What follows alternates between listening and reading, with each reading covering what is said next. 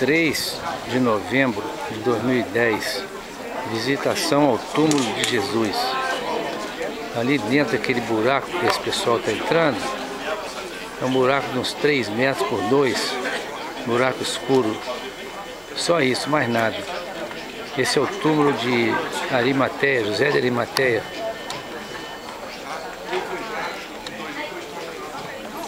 Era de propriedade de José de Arimateia. E aqui era a casa dele, esse local. Esse túmulo era particular.